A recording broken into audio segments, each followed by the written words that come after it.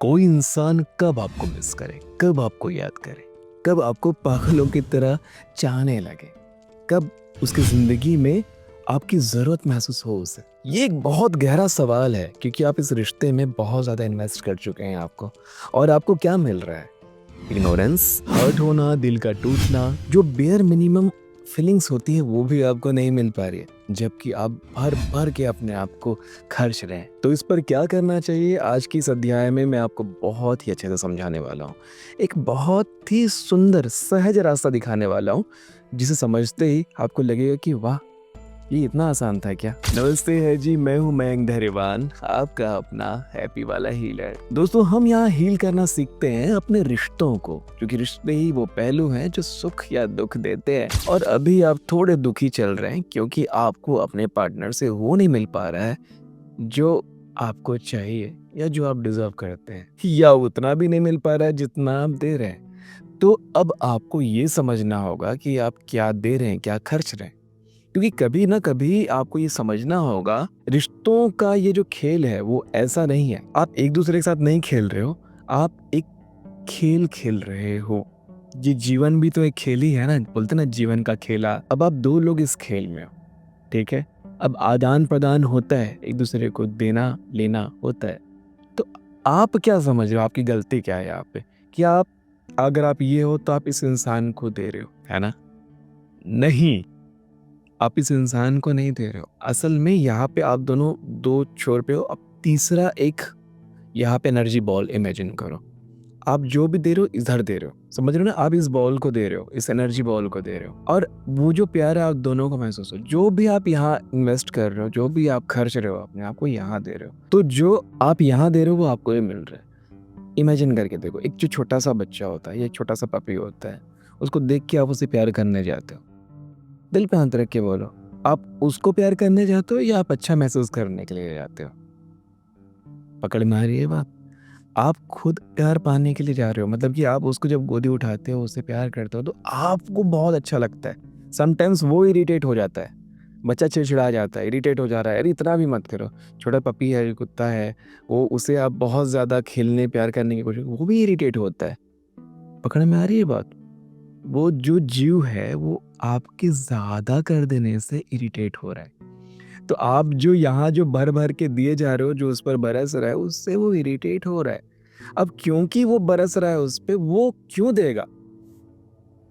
क्योंकि देखो, आप यहाँ पे हो, आप जो यहाँ डाले हो तो वो बरस रहा है, आप दोनों पे बरस रहे हो, तो आपको तो अच्छा लग रहा है वो करके, है ना? अगर आपको ये करके अच्छा नहीं लग रहा होता तो आप वो नहीं करते।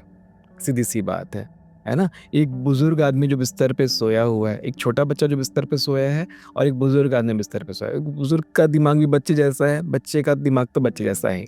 आप बच्चे के पास जाते हो, अट्रैक्ट होते हो, उससे प्यार करते हो। उस बुजुर्ग इंसान को वैसा प्यार नहीं करते, क्योंकि आपको वैसा चीज़ फ़ील नहीं होने वाला, वो नहीं मिलने वाला है। सही है ना? ये वहीं पे एक सुंदर पप्पी के साथ आप खेलोगे, लेकिन एक बीमार, है ना, जिसमें बहुत बीमारियाँ हो रखी, वैसे कुत्ते के साथ आप नहीं खेलना चाहते, क्योंकि आपको वो चीज़ नहीं मिलने वाली है। तो सबसे पहले तो ये समझ जाओ कि आप जो भी दे रहे हो ना, वो पाने के लिए दे रहे हो। आपको तुरंत कुछ मिल रहा है इसलिए आप दे रहे हो। तो अपनी थॉट को ये हटा दो कि मैं इतना कर रही हूँ, इतना कर रहा हूँ, ये बेवकूफ़ी है। आप जो कर रहे हो अपने आप के लिए कर रहे हो। हाँ, अब आप जो पाना चाहते हो उनसे, इस पर आपका हक है ना? सही में आपका हक है भाई। लेकिन खेल यही है ना कि अब आदान-प्रदान नहीं हो रहा। यहाँ पे चीज़ ही ये है कि आप यहाँ से यहाँ दे रहे हो और वो चीज़ बरस रही है। वो जो ची बॉल है, वहाँ से ऊर्जा बरस रही है, वो प्रेम बरस रहा है। तो ये तो फुलफिल है, ये फुलफिल्ड है, ये एकदम भर चुका है। अब इसको अच्छा महसूस करने के लिए इसको भी तो देना पड़ेगा ना। अब वो पहले ही भरा हुआ है, वो पहले ही 4 रसगुल्ले खा चुका है, उसके मुँह में ठूसा जा चुका है, और आप बोल रहे हो कि अब रसमलाई खा ले, या थोड़ी चाय पी ले मेरे साथ, या मेरे लिए चाय ले आ, चलो चाय पीते हैं। पकड़ में आ रही ना बात? अरे इसको ऐसे समझो कि आप दोनों घूमने के लिए गए हो, मतलब 2 दोस्त हैं या आप दोनों घूमने के लिए गए हो। अब होटल में कोई चीज़ परचेज़ किया, तो आप दोनों खा रहे हो ना उसको।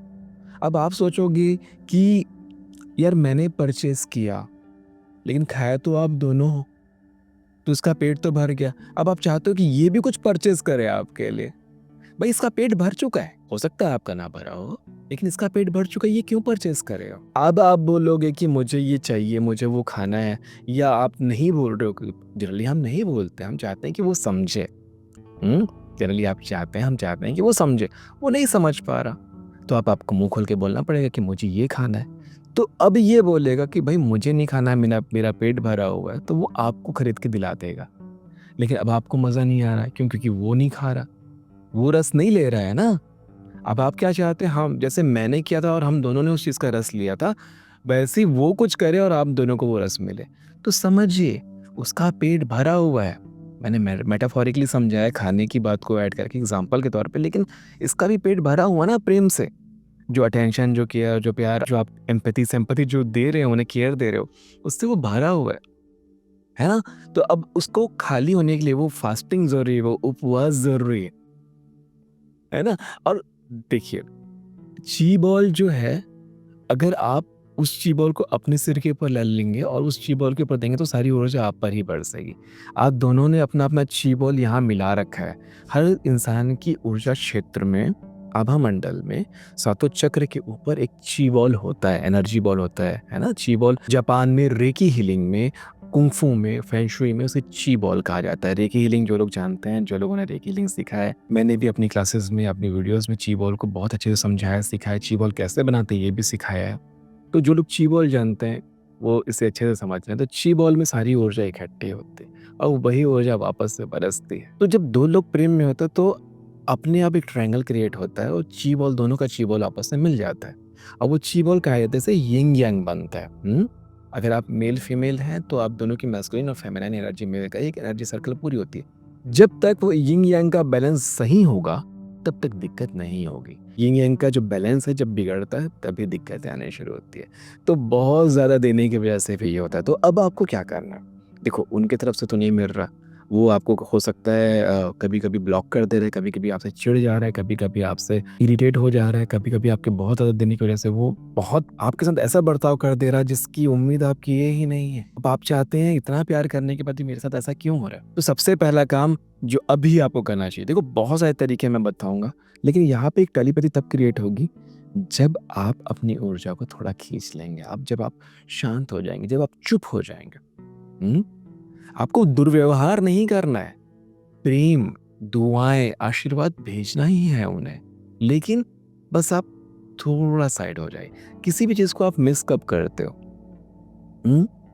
जैसे ये मेरे कान की 2 बालियाँ हैं, ये मेरा ब्रेसलेट है, या मेरा कोई भी कीमती सामान है। मैं इससे जब तक ये मेरे कानों में है, मैं उसे मिस नहीं करूँगा। किसी दिन अगर मैं कहीं गया हूँ, अपने रिश्तेदार में गया हूँ, उसे निकाल के मैंने रखा और मैं लाना भूल गया, और वो वहीं है ना? अब मुझे पता है कि वो मेरा ही है, वो वहाँ सुरक्षित रखा हुआ है, लेकिन फिर भी मैं उसे मिस करूँगा ना। जो 10-12 दिन, 15 दिन मैं अपने घर पे रहूँगा, जब तक वहाँ नहीं गया हूँ, तब तक मुझे उसकी याद आएगी, मेरा कान खाली लग रहा है, मैं ठीक तो लग रहा हूँ ना? वो सही से होगा ना? मैं उसे फ़ोन करके पूछूँगा, वो सही से है ना? तो किसी भी चीज़ को मिस कब करते हैं? जब वो चीज़ नहीं होती है। एक बात हमेशा याद रखना कि किसी भी चीज़ की कदर उसे पाने से पहले या उसे खोने के बाद होती है।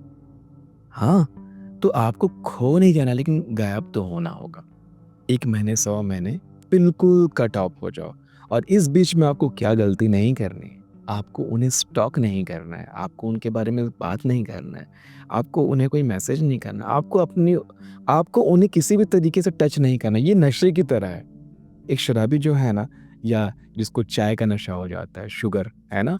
या शराबी या धूम्रपान का, स्मोकिंग का जो नशा हो जाता है, तो वो क्या सोचता है पता है? बस थोड़ा-सा आखिरी एक बार थोड़ा-सा ले लेता हूँ, उसके बाद फिर मैं लंबी फास्टिंग करूँगा। तो वो जो थोड़ा-सा है ना, देखो 6 जिसको हर 3 घंटे पीने की आदत है, या हर रोज़ पीने की आदत है, वो एक 24 घंटे का फास्टिंग किया, फिर वो अपने आप से बोलता है, थोड़ा-सा ले लेता हूँ, थोड़ा-सा कर लेता हूँ, फिर मैं करूँगा। बट वो थोड़ा-सा है ना, वो आपको कभी आगे बढ़ने ही नहीं देता। उस थोड़े से को ही रोकना है, उस थोड़े से की क्रेविंग को रोकना है आपको। पकड़ पा रहे हो?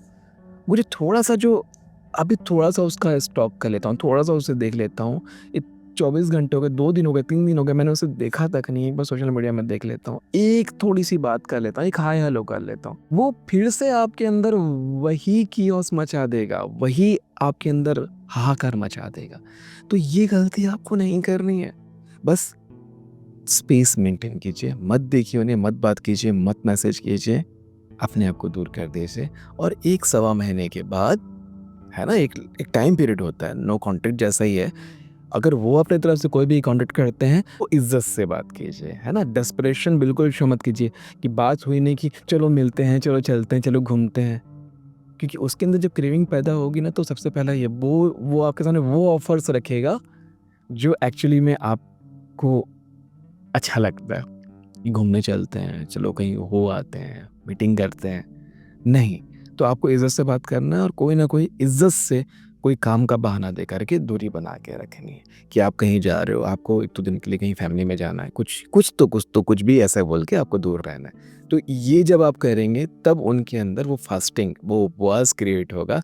देन 1 सवा महीने की दूरी के बाद ही वो आपकी इज़्ज़त कर पाएगा। आ रही है बात पकड़ में? इस पर चर्चा करते रहेंगे। अभी आगे इसके बाद उसके बाद ये वीडियो पे हम और चर्चा करेंगे, क्योंकि अभी बहुत सारी बातें होंगी, डेटा अभी बहुत हो गया, अभी ओवरलोड हो गया, तो इसको इतने में ही छोड़ो। तो बस आपको बस ये रखना है कि एक फास्टिंग क्रिएट करनी है, 1 डेढ़ महीने के बाद फिर वापस आना है। सोशल मीडिया में आपको डीपी तक चेंज नहीं करनी, ताकि उसके अंदर ये रहे कि यार कहाँ गायब है ये? क्यों? क्यों ये कुछ भी क्यों नहीं, कोई एक्टिविटी क्यों नहीं है? और स्टेटस में जो बेवकूफ़ियाँ करते हो ना, गूगल से डाउनलोड करके, इंस्टाग्राम से डाउनलोड करके, एक्चुअली आप उससे और आश्वस्त कर रहे हो, उसके ईगो को तृप्त कर रहे हो, हाँ, सैटिस्फाई कर रहे हो कि अब भई आप उसके लिए फड़फड़ा रहे हो। तब तक वो नहीं आएगा जब तक उसे ये ना समझ में आ जाए कि आप उसके लिए नहीं फड़फड़ा रहे हो। अब आप ओके हो, अब आप सेटल हो। और हर किसी को ना स्थिरता पसंद है। रिलेशनशिप में सामने वाला पार्टनर आपके अंदर स्थिरता खोजता है, ताकि आपकी स्थिरता के साथ वो अपने आप को स्टेबल, स्थिर कर सके। ठीक है जी। आशा करता हूँ ये अध्याय भी बहुत अच्छे से समझ में आया होगा। मिलते हैं आने वाले अध्यायों में। तब तक के लिए नमस्ते है जी।